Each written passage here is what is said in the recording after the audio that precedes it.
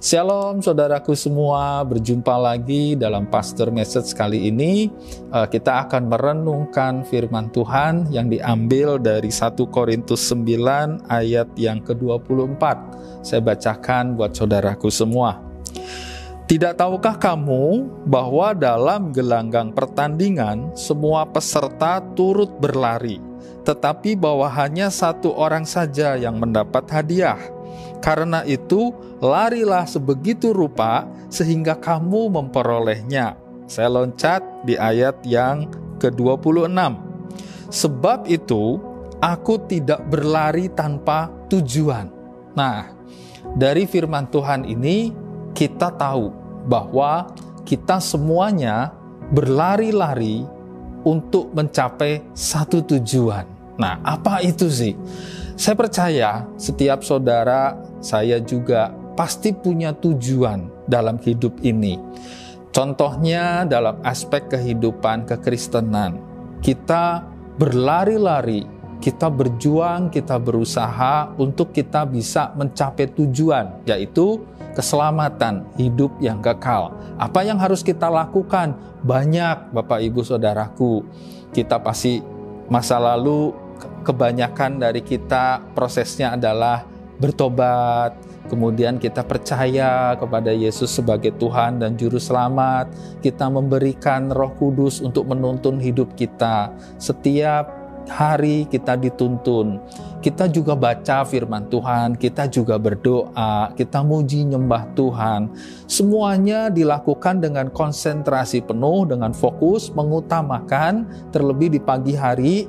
Untuk apa? Untuk kita mencapai tujuan akhir. Kita memperoleh keselamatan yang Tuhan Yesus sudah beri buat kita semua. Tapi di lain aspek kehidupan yang lain, apa kira-kira tujuan dari Bapak Ibu Saudaraku semua, juga adik-adik? Apa?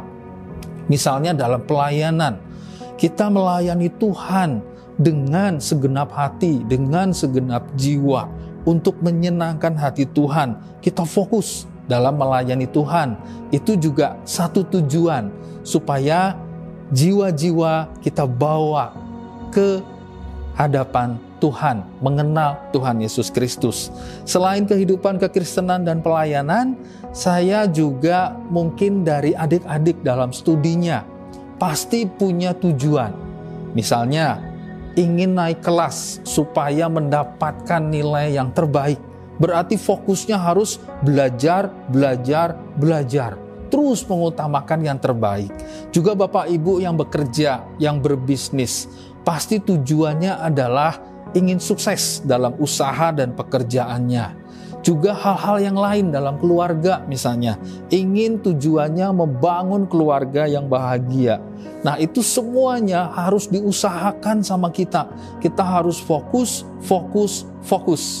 Nah, tapi Bapak Ibu, saudaraku semua, ada hal-hal yang bisa menggagalkan kita supaya kita tidak fokus dalam mencapai tujuan kita. Nah, saya berikan ilustrasi seperti ini. Ketika saya akan menyantap satu hidangan makan, tiba-tiba ada lalat yang datang ke tempat makanan. Nah, apa kira-kira yang harus saya lakukan? Apakah dengan adanya lalat saya jadi nggak jadi makan? Padahal tujuan saya untuk makan? Tentu saja tidak, Bapak Ibu Saudaraku.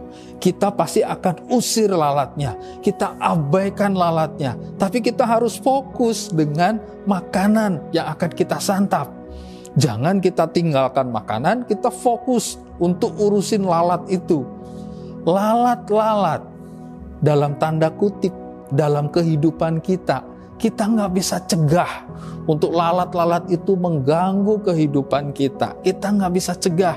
Mungkin dalam pekerjaan, dalam usaha, ada orang-orang dalam sekolah adik-adik juga. Ada orang-orang yang selalu mengganggu kehidupan kita. Anggap aja itu lalat-lalat, abaikan. Kita jangan terpengaruh. Perasaan kita, pikiran kita, fokus tujuan kita, jangan terganggu oleh lalat-lalat semuanya itu. Tapi kita harus fokus apa tujuan dalam hidup kita. Abaikan lalat-lalatnya dan kita fokus untuk meraih tujuan kita. Itu saja Bapak Ibu Saudaraku, renungan singkat pada Pastor Message kali ini. Kiranya kita dapat fokus meraih tujuan semuanya. Tuhan Yesus memberkati Bapak Ibu semua. Amin.